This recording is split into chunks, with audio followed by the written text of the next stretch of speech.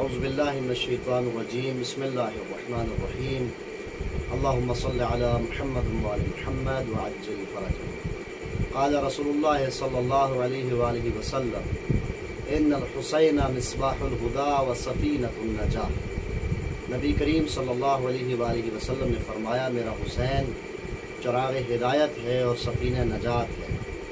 آج کا ہمارا موضوع اربعین حسینی ہے۔ جیسا کہ واضح ہے کہ پوری دنیا میں اربعین نے یعنی چہلم امام حسین علیہ السلام نے ایک انٹرنیشنل حیثیت اختیار کر لی ہے، اور جب یہ انٹرنیشنل حیثیت اختیار ہوئی ہے تو آپ دیکھ رہے ہیں کہ بہت سارے ناقدین، تنقید کرنے والے یا دشمنان اہل بیت اس پہ اعتراضات بھی کر رہے ہیں، اور وہ اعتراضات کبھی بدعت کا عنوان دے کر، کبھی نقص امن عامہ کا اعتراض لگا کے، کبھی کوئی اور اعتراض لگا کے۔ تو ہم اس مختصر ویڈیو کے اندر یہ پیغام دینا چاہتے ہیں کہ اربعین حسینی جو ہے یہ بدعت نہیں ہے۔ کیوں؟ اس لیے کہ امام حسن عسکری علیہ السلام نے جو مومن کی 5 علامات بیان کی ہیں، اس میں ایک علامت یہ ہے کہ روز اربعین وہ زیارت حضرت امام حسین علیہ السلام کرتا ہے، زیارت امام حسین علیہ السلام پڑھتا ہے۔ اور اربعین جو ہے یہ در حقیقت شعائر الہی میں سے ہے۔ کیسے شاعر الہی میں سے کیسے ہے؟ اربعین کے دن یا شب اربعین کے اندر لوگ جب چلتے ہیں تو یہ چلنا ان کا اس نیت سے ہے کہ انہیں یاد خدا آتی ہے۔ کبھی لا الہ الا اللہ نعرے تکبیر کی صدا ہے، کبھی نعرے رسالت لگایا جا رہا ہے، کبھی نعرے حیدری لگایا جا رہا ہے، کبھی نعرے صلوات ہے، کبھی لبیک یا حسین ہے۔ یعنی اربعین حسینی کے ذریعہ سے دین کو اجاگر کیا جا رہا ہے۔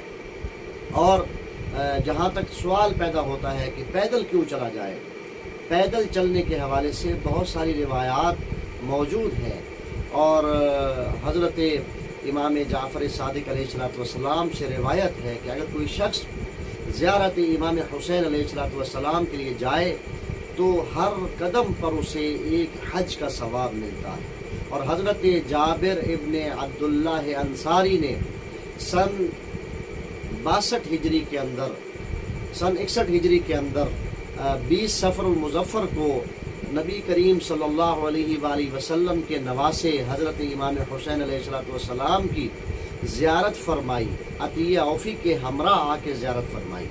گویا یہ اربعین حسینی کے موقع پر امام حسین کی زیارت کرنا یا یاد حسین میں چلنا یہ صحابہ کی سنت ہے۔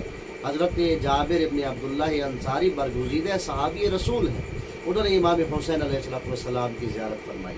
اور من لا یحضرہ الفقیہ کے اندر امام جعفر صادق علیہ السلام سے ایک روایت منقول ہے کہ اگر تم ہماری زیارت کو نہ پہنچ سکو تو ہمارے چاہنے والے مومن کی زیارت کرو، تمہیں اس مومن کی زیارت کے عوض ہماری زیارت کا ثواب ملے گا۔ تو ظاہر ہے اربعین واق کے اندر یا اربعین حسینی کے جلوسوں کے اندر، مجالس کے اندر حاضر ہو کے ہمیں امام حسین علیہ السلام کے چاہنے والے سنی اور شیعہ کی زیارت کا ایک ثواب ملتا ہے۔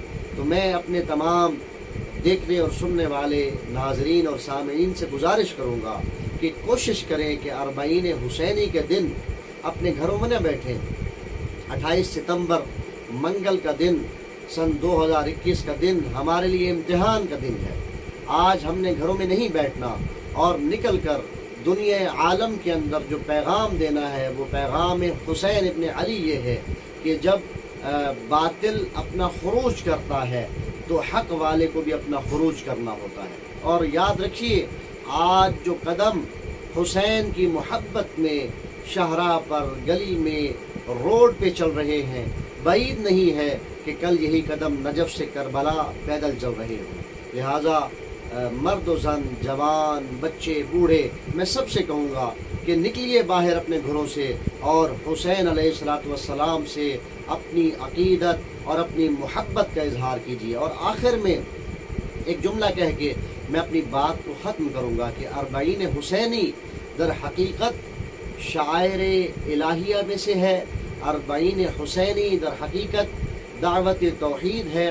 اربعین حسینی دعوت رسالت ہے، دعوت ختم نبوت ہے۔ اربعین حسینی محبت حسین ہونے کے ساتھ ساتھ محبت اہل بیت کی طرف دعوت دیتا ہے۔ اربعین حسینی لوگوں کو دین کی جانب رغبت دلاتا ہے، اور اربعین حسینی کے اندر لوگ متوجہ ہوتے ہیں، سوال کرتے ہیں کہ یہ لوگ کیوں نکلے ہوئے ہیں۔